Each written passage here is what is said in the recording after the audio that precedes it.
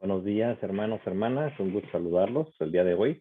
Quiero hablar con ustedes de un libro muy importante que pocas veces se predica en la Biblia, pero es la palabra de Dios, por eso está en la Biblia. Entonces quiero hablar contigo acerca del libro de Cantares. Sabemos que lo escribió el rey Salomón y sí sabemos en realidad que el rey Salomón pues terminó mal. Su historia no fue muy buena, pero de eso voy a hablar en otra ocasión. Mira, de lo que yo sí estoy agradecido con Dios es que el pueblo judío de esa época no eran como muchos cristianos el día de hoy. Mira, el día de hoy hay mucha gente que cuando se enteran que un predicador cayó en pecado, ¿sabes qué hacen? Queman sus libros. Yo le agradezco a Dios que no quemaron los libros de Proverbios y Cantares por los desaciertos que después tuvo Salomón en su vida, o los salmos debido a los pecados que cometió el rey David, o las cartas de Pedro, ¿verdad? Porque cuando negó a Jesús, o sea, la lista sigue y sigue. La verdad es que Dios nos da su palabra a través de personas que eran imperfectas y que cometieron errores, pero eso no cambia que su palabra es fiel, es verdadera. Eso no cambia su palabra. ¿Y sabes por qué mucha gente hace eso de quemar los libros de las personas que caen en pecados? A mí me dice una cosa, me dice que entonces a quien estaban siguiendo no era Jesús, estaban siguiendo un hombre. Y Dios, su palabra, no va a cambiar por la debilidad de un hombre o de una mujer. No estoy diciendo que los errores de las personas son justificados por hablar de la grandeza de Dios. Lo que estoy diciendo es que la palabra de Dios no cambia. Él es verdadero, Él es justo, y si tú lo sigues a Él, nunca vas a ser decepcionado. Entonces no sigamos a los hombres, hay que seguir a Jesús, y las palabras de Dios son inspiradas y hay que atesorarlas. Mira, esta imagen que ves aquí atrás son de las tiendas de Cedar, son de las que se habla en este paisaje. Y la verdad, en este pasaje que vamos a leer, habla de las tiendas de Cedar, y tú las podrías ver y decir, pues no son la gran cosa, hermano, o sea, se ven medios amoladones los que viven ahí. La verdad es que cuando tú vives en el desierto, unas tienditas como estas, las de Cedar, la verdad es que hacen la diferencia y te sientes en la gloria. Yo he tenido amigos que ministran con los musulmanes y la verdad es que me han dicho que las prioridades cambian mucho cuando estás en el desierto, ¿eh? No es lo mismo cuando estás en la ciudad. Entonces, ahorita vamos a hablar a qué se refiere este pasaje. Entonces, vamos a ver lo que escribió Salomón, inspirado por el Espíritu Santo. En Cantar de los Cantares, capítulo 1, versículo de 1 al 17, dice, Cantar de los Cantares, el cual es de Salomón, oh, si él me besara con besos de su boca, porque mejores son tus amores que el vino. A más del olor de tus suaves ungüentos, tu nombre es como ungüento derramado. Por eso las doncellas te aman. Atráeme en pos de ti, correremos. El rey me ha metido en sus cámaras, nos gozaremos y alegraremos en ti. Nos acordaremos de tus amores más que del vino. Con razón te aman. Morena soy, oh hijas de Jerusalén, pero codiciable como las tiendas de Cedar, como las cortinas de Salomón. No reparéis en que soy morena, porque el sol me miró, y los hijos de mi madre se airaron contra mí. Me pusieron a guardar las viñas, y la que era mía, no guardé. Hazme saber, oh tú a quien ama mi alma, dónde apacientas, dónde cesteas al mediodía, porque ¿por qué había yo de estar como errante junto a los rebaños de tus compañeros? Si tú no lo sabes, oh hermosa entre las mujeres, ve, sigue las huellas del rebaño y apacienta tus cabritas junto a las cabañas de los pastores. A yegua de los carros de Faraón te he comparado, amiga mía. Hermosas son tus mejillas entre los pendientes, tu cuello entre los collares. Zarcillos de oro te haremos, tochados de plata. Mientras el rey estaba en su reclinatorio, mi nardo dio su olor. Mi amado es para mí un manojito de mirra que reposa entre mis pechos, racimo de flores de aldeña de las viñas de Engadi. Es para mí mi amado. He aquí tú eres hermosa, amiga mía, aquí eres bella. Tus ojos son como palomas. He aquí tú eres hermoso, amado mío, y dulce nuestro lecho es de flores. Las vigas de nuestra casa son de cedro y los ciprés, los artesonados. Mira, cuando yo veo pasajes como este que acabamos de leer, yo digo, wow, Dios es romántico. Sí, no, no es como la imagen que nos han mostrado en nuestra cultura, en el que siempre parece estar molesto, religioso, listo para castigar a los pecadores. Estamos leyendo aquí esta poesía pues, eso es palabra de Dios. Y yo digo, esto es más allá que el romance entre una pareja. Está hablando de la relación de Cristo con la iglesia, como su prometida, como su novia. En realidad te está hablando a ti. Es Dios hablándote a ti.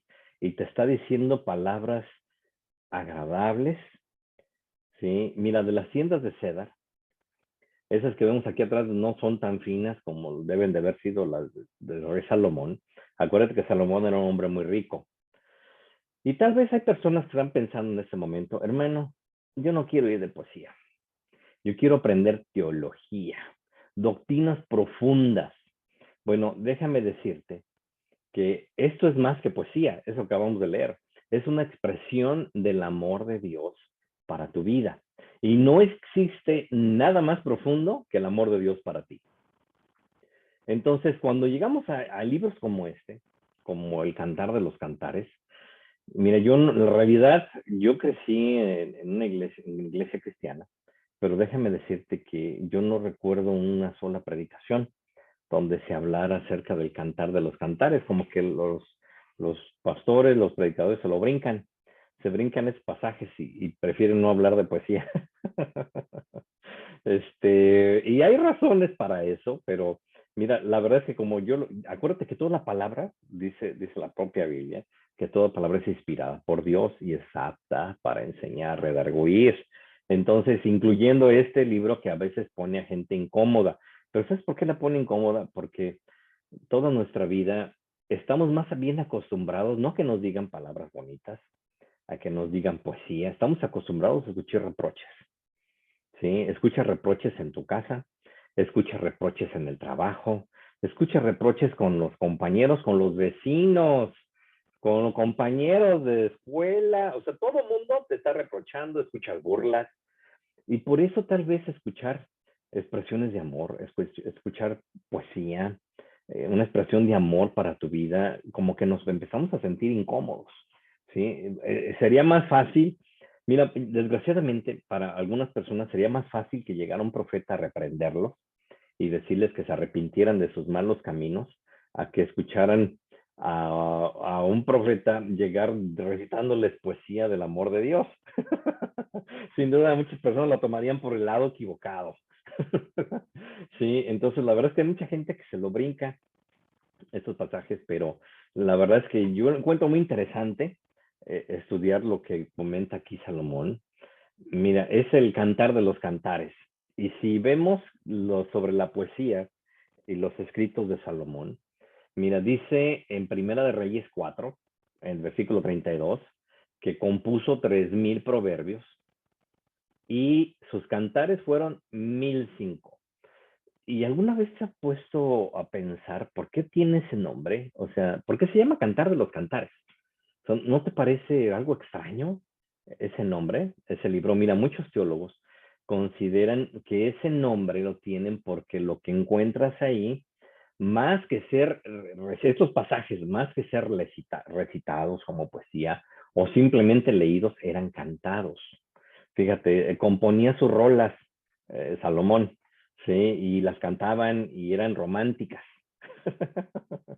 Sí, ya quisiera muchos el día de hoy, ¿verdad? Poder componer, como lo componía el rey Salomón. Entonces, no solamente pensaban en ese tiempo, en el tiempo de Salomón, que Dios tenía que tener su solemne y tenía que ser serio.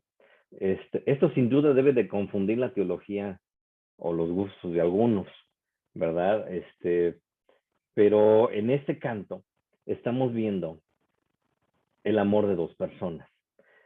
Algunos comentaristas dicen, no está hablando de Dios, porque Dios ni lo menciona en este libro, pero acuérdate que esto es una representación del amor de Dios para su iglesia, del amor de Dios para su pueblo. Hoy nosotros en el Nuevo Testamento, entonces nos representa el amor de Cristo para su iglesia. Hombre, si Jesús estuvo dispuesto a morir por ti en la cruz, hace ya más de 2000 años. ¿Tú crees que no expresa su amor también con cantos? ¿Tú crees que no tiene poesía para ti? Todo tiene que ser solemne. La verdad es que yo lo que he visto es que Dios tiene humor, se ríe, ¿verdad? Por lo que he visto en su palabra, he visto emociones, sentimientos. Entonces, para mí, yo le doy gracias a Dios que mi relación con Él no es de alguien distante, que está enojado, es de una persona que me ama y que te ama profundamente. Mira, cuando tú amas a alguien, hasta piensas llevarle serenata, ¿no? A ver, jovencitos, ¿a poco no piensan en llevarle serenata? O no tan jovencitos, no piensan llevar serenata a su esposa, a su novia, ¿verdad? Ir en la noche, llevar con mariachis o con compañeros de la iglesia, cantar a la persona que amas o a tu mamá, ¿sí? No necesariamente tiene que ser un amor romántico, ¿sí? Simplemente es amor. También a tu mamá le puedes llevar música.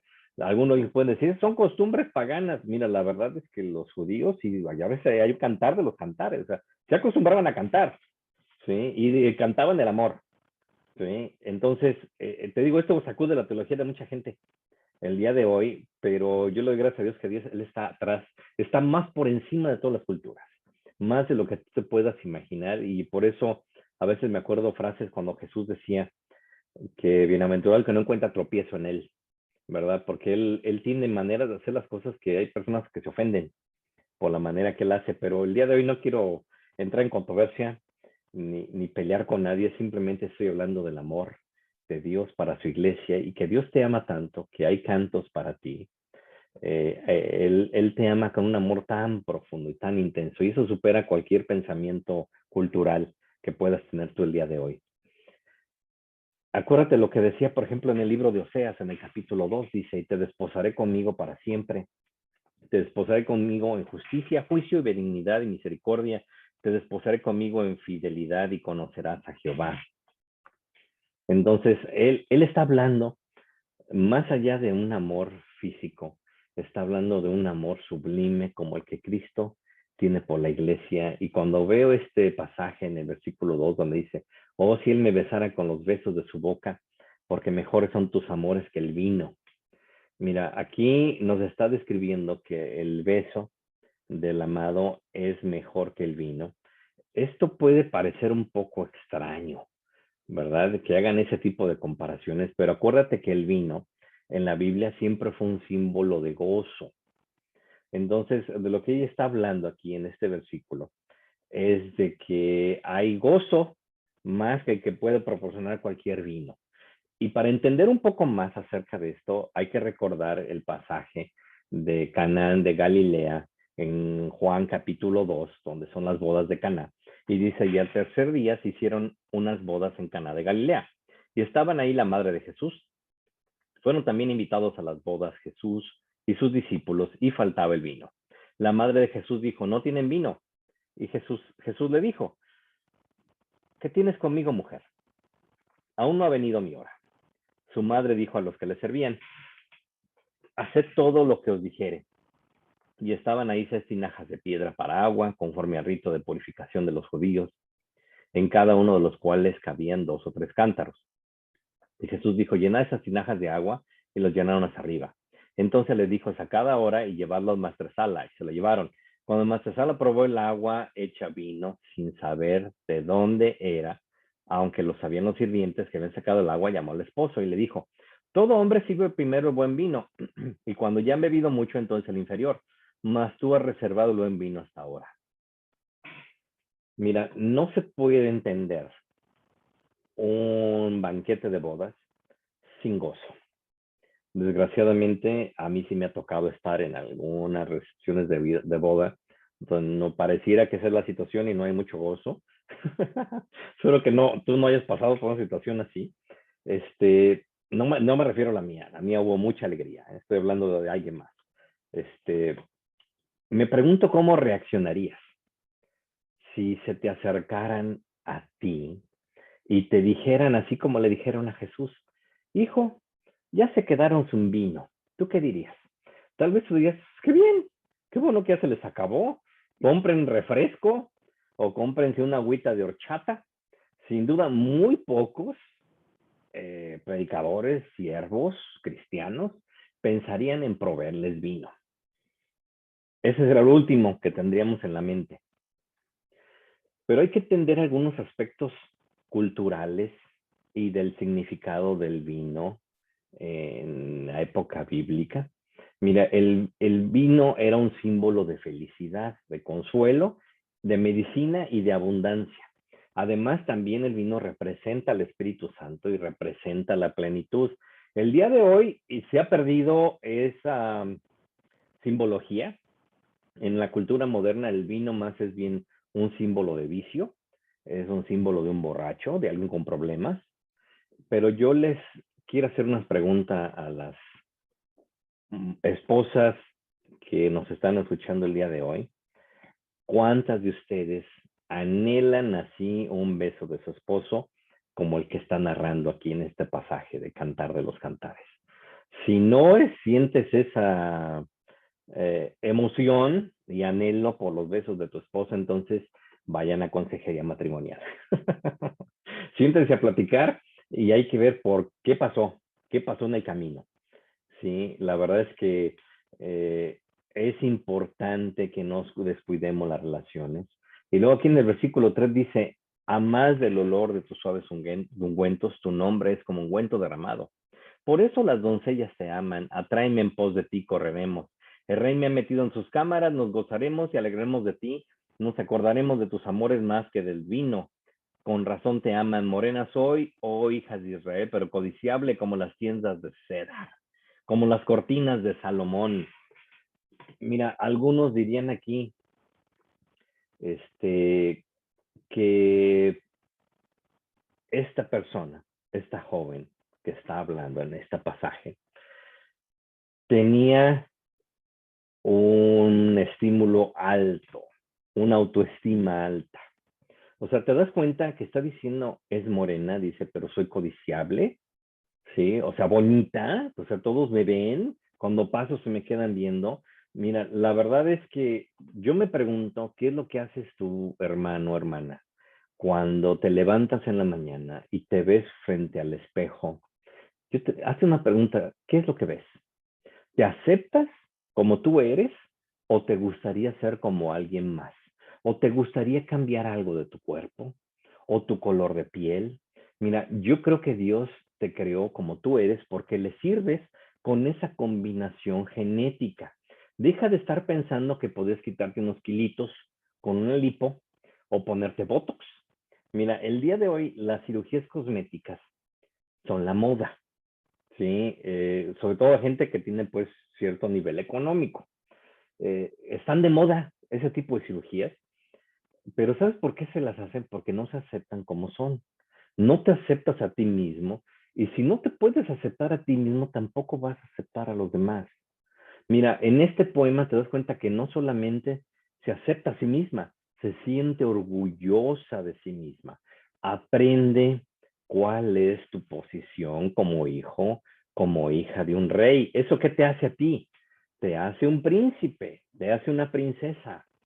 Sí, eres hija de un rey. Entonces aprende a caminar con porte que le corresponde a un hijo. De un digo que sea soberbio, ni que sea soberbia, ni que seas engreído, ni odioso, ni que les digas a dónde llegues, ya llegó el muñeco. Sí he conocido gente que hace eso. Te estoy diciendo que aprendas a valorarte y que aprendas el valor que tú tienes ante los ojos de Dios, el creador del universo, y que si tú eres hijo, hija de Él, entonces en ti están sus genes, esos genes de Dios también, que hay creatividad en ti para emprender negocios, para hacer nuevos comienzos, para subir de puestos. O sea, la verdad es que en ti hay creatividad, Dios es un Dios creativo. Y como tú eres su hijo, como tú eres su hija, en ti hay creatividad. Entonces, aprende a valorarte. Mira, no te menosprecies a ti mismo, porque eso es lo que el diablo quiere. Por eso el diablo no le gustaría que leyeras pasajes donde se habla del amor, como en este, y que aprendas a valorarte a ti mismo, ¿verdad? Y que aprendas a sentir ese amor de Dios para tu vida. Mira, yo sé que estamos más acostumbrados a que se nos regañe. Estamos más acostumbrados a que alguien te reclame, a que alguien piense diferente que tú y se sienta con el derecho de decírtelo. ¿sí? Y si puede en público, mejor. Estamos más acostumbrados a que nos peguen, a que nos digan que nos aman, desafortunadamente, pero es tiempo de cambiar eso. Es tiempo de que aprendas cuál es la posición que te corresponde en el reino, en el cuerpo de Cristo Jesús, y que aprendas a verte con los ojos que Dios te ve y a aceptarte a ti mismo, porque tú le sirves a Dios exactamente como tú eres. Y luego fíjate, en el versículo 9 la compara. Dice, a yegua de carros de Faraón te he comparado, amiga mía. Sinceramente, hermanas, ¿a cuántas no les ofendería que su esposo, su novio, su prometido, les dijera eso? Te he comparado con una yegua de los carros de Faraón. Yo pienso que muchas se ofenderían. Pero antes de que se sientan ofendidas, hermanas, hay que ver cómo se está refiriendo esto, Salomón, en este pasaje. Fíjate, por ejemplo, yo recuerdo de cuando yo estudié teología en Nueva York, había hermanos de todo el mundo que llegaban ahí a estudiar, y me acuerdo que había uno de Kenia, venía de África, y él decía muy orgulloso que en su país, ellos cuando se iban a casar, ellos tenían que pagar dote, o sea, tenían que pagar por la novia, por la prometida, porque en África, en Kenia, cada uno de los miembros de la familia trabaja en la casa. O sea, todos tienen, y todos aportan con economía a su casa. Entonces, cuando se van a casar, se van a llevar una de las hijas, la familia está perdiendo a un trabajador o miembro de la familia que trae ingresos. Entonces, se le debe de compensar a la familia por la hija que se están llevando. Entonces, él decía, mira, en promedio, depende de la novia, porque no todas aportan igual. Dice, en promedio, pues se andan dando como unas 4 vacas por la hija, para poderte casar con ella. Pero la mía valía 10, así que yo llevé 10 vacas. Y yo me acuerdo que las hermanas no lo veían con mucho agrado cuando él hace esos comentarios, pero vamos, entendamos que es una cuestión cultural, ¿sí? Él lo que está diciendo es que la mía es muy valiosa. Y mira, y si vamos a pensar, vamos a juzgar sobre ese versículo, porque alguien puede decir, hermano, iba muy bien, o sea, usted estaba hablando de poemas, nos estaba convenciendo, hermano, de los poemas y del amor de Dios, ya me estaba gustando la idea y luego de repente me comparan con la yegua, ¿no? O sea, ya no me gustó ese versículo, ¿no? Mira, antes de que nos enojemos, vamos a entender el contexto de esto.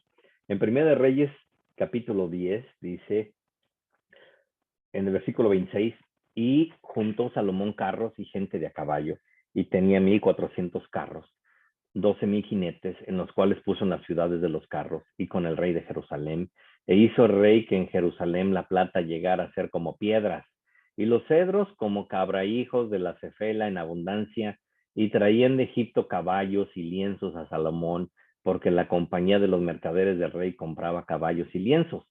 Y venía y salía de Egipto el carro por 600 piezas de plata y el caballo por 150. Así lo adquirían por mano de todos ellos los reyes de los eteos y de los de Siria. Antes de explicar lo de la yegua, quiero preguntarte, hermano, hermana, si alguna vez has leído pasajes en la Biblia, así como ese que acabamos de leer, y las frases que dicen, aunque están en español, y te has quedado a pensar, ¿de qué me está hablando? O sea, no entiendo nada. ¿Qué son los cabraigos? ¿Y qué es la cefela? Sí, la verdad es que mucha gente lo lee y ni siquiera se pregunta, nada más se quedan así en blanco, así, así, qué bien, qué bonito. Mira, por eso hay que agarrarse un diccionario, porque acuérdate que estas versiones que estamos leyendo del español, pues son del 60 y son revisadas de versiones más antiguas, y el español que usan ahí, pues a veces ya no es el español coloquial con el que hablamos nosotros. Mira, los cabraigos son higueras silvestres, y la cefela se refiere a un valle o una llanura de una región especial en Israel. Y yo sé que algunos pueden estar diciendo, pues hermano, todavía no me queda claro el punto, ¿eh? Bueno, mira, Salomón compraba caballos caros, caballos finos, eran de pura sangre, y se los traían de todo el mundo antiguo, ¿eh? Todos los alrededores, habla de los hititas, de Siria, los eteos, los egipcios. Entonces, él compraba caballos finos de todo el mundo que le rodeaba, y si lo comparáramos al precio actual de un caballo fino, están costando de unos 600,000 a 1,000,000 de pesos. Un caballo fino y algunos cuestan más. Y Salomón había comprado miles de estos caballos. Entonces lo que está diciendo aquí Salomón es que aunque juntara todos los caballos que ha comprado, todo lo que le ha costado, aún así, ella vale más que todo lo que él ha pagado. A eso se refiere. No, no es la comparación de otra manera, simplemente está diciendo esto. Como decía mi amigo, el pastor Wilson, yo por mi mujer pagué mucho más, dice, porque ella lo valía, o sea, ante sus ojos no importa el costo, simplemente quisiera estar con esta persona. Y te dijo, hermano, hermana, si tú ya dejaste de pensar en tu pareja, en tu esposo, de esta manera, hermano, en tu esposa, de esta manera, es tiempo de sentarse juntos, platicar y ver qué es lo que ha pasado, porque déjame decirte que así como es el amor, como Dios habla acerca del amor de su novia hacia nosotros, está representado como un matrimonio. Vamos a las bodas del Cordero. Y también debe de haber un amor y debes de llegar con ese gran amor a las bodas del Cordero, con tu vestido de lino fino, esperando ese momento en que Jesús regrese y se consumen las bodas del Cordero. Así hay que seguir amando a la persona que Dios te ha dado como pareja. Con el tiempo, algunas personas se acostumbran a la pareja y algunos comienzan a desarrollar odio. Mira, si eso es lo que ha pasado, es tiempo de arrepentirse y decirle, Señor, cámbiame, Señor. Y perdonar, mira, aquí el camino es perdón. Y pues te hablo de que te acerques a tu pastor y a tus pastores y pidas consejería, porque el camino hacia el amor es el perdón. Por eso es que Jesús murió por ti en la cruz, porque Él estaba dispuesto a perdonarte. El amor lleva al perdón, o el perdón lleva al amor. Y luego dicen el 11, zarcillos de oro te haremos, tachonados de plata. Mira, los zarcillos son aretes y tochados significa que son adornos, adornados con plata. Sabemos que a todas las mujeres les gustan las joyas, o la mayoría. Entonces, aquí lo que tenemos que ver es de que está expresando todo el amor, todo, nada es suficiente de lo que pueda hacer. Así como Dios te ve a ti, te digo que también representa el amor de Dios para la iglesia. Mira, para Dios nada es suficiente para darte a ti. A veces no te da cosas, pero porque te está cuidando que no te pase algo malo. Pero la verdad es que dice que Él ya te bendijo con toda bendición espiritual. A veces estamos pidiendo bendición, pero dice el Biblia que Él ya te bendijo. Lo que tienes que hacer es abrir las manos y recibir esos regalos que Dios tiene para ti y recibir su amor. Recibe el amor de Dios el día de hoy.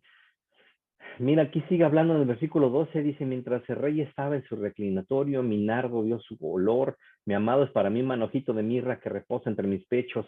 Mira, el nardo es el nombre común que se le da a una pequeña planta aromática. La mirra es una sustancia resinosa aromática, pero que tiene propiedades medicinales. Entonces lo que le está diciendo aquí es que tan solo verte de cerca, tenerte de cerca, es como un aroma que llena mi corazón de alegría, sana mi corazón. Y sabes qué, así es como Dios quiere que tú te sientas acerca de Él, de estar en su presencia, que puedes decir es que es como un aroma tan agradable y sanas mi corazón, tu presencia sana mi corazón y es el tiempo de dejar que Dios toque nuestras vidas el día de hoy. Y sigue hablando del 14, dice, racimo de flores de aldeña en las vidas de Engadi, las viñas de Engadi es para mí, mi amado. Mire, el área de Engadi es un área de un oasis y las flores de aldeña, no sé si tú las has visto, pero son flores blancas muy pequeñas, muy bonitas. Y lo que nos está diciendo ahí que había viñedos en esa zona del oasis y eso es una vista refrescante. Nos está hablando acerca de cómo te deleitas o debes de deleitarte en la presencia de Dios. Decía el salmista David, mejor es estar un día en tus atrios que 1000 fuera de ellos, que nunca lleguemos a su presencia como simplemente por obligación, simplemente porque es domingo, es un día más, que hay que ir, es un compromiso. No, Dios quiere que estés enamorado, que estés enamorada de ella. Hay que dejar que su amor inunde tu vida el día de hoy. Y si tú has estado viviendo en depresión, si tú has estado viviendo en depresión, te has sentido agobiado, agobiada y no sabes qué hacer y no no te quieres ni levantar de la cama porque has recibido muchos golpes en la vida, no has recibido poesía, no has recibido poemas y te has brincado estos libros, te has brincado este libro cuando te has sentido así, te recomiendo que lo leas, este pasaje, el Cantar de los Cantares, y que escuches el amor de Dios para ti, cómo Él te ama y cómo tu presencia para Él es importante, cómo tu presencia para Él es como un perfume. Y deja que ese amor te inunde en estos momentos. Si tú has pasado por esos momentos de depresión, si te has sentido solo, abandonado y no sabes qué hacer, es el momento que cierres tus ojos y le digas, Señor, yo quiero sentir este amor verdadero nuevamente por ti. Yo quiero sentir, Señor, tu presencia, y que estar en tu presencia, Señor, sea algo tan hermoso como lo narra aquí en este pasaje, Señor. Y si lo he tomado ya como algo monótono, perdóname, Señor. Yo quiero estar en tu presencia y sentir tu amor derramado para mi vida. Y quiero sentir ese aroma, Señor, esa esencia tuya, Señor, con mejor que un perfume, Señor, que inunde mi habitación, que inunde mi vida, que inunde mi corazón, Señor. Y yo rechazo toda depresión en el nombre de Cristo Jesús. Y no voy a aceptar esas palabras de rencor, de odio. Yo voy a aceptar tu amor, Señor. Yo voy a aceptar tu poesía. Yo voy a aceptar estos cantares, Señor, este canto, Señor.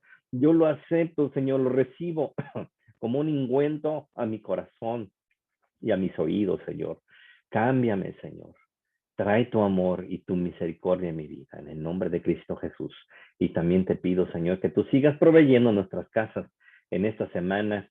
Gracias por mantenernos sanos, por tu salud, por tus bendiciones.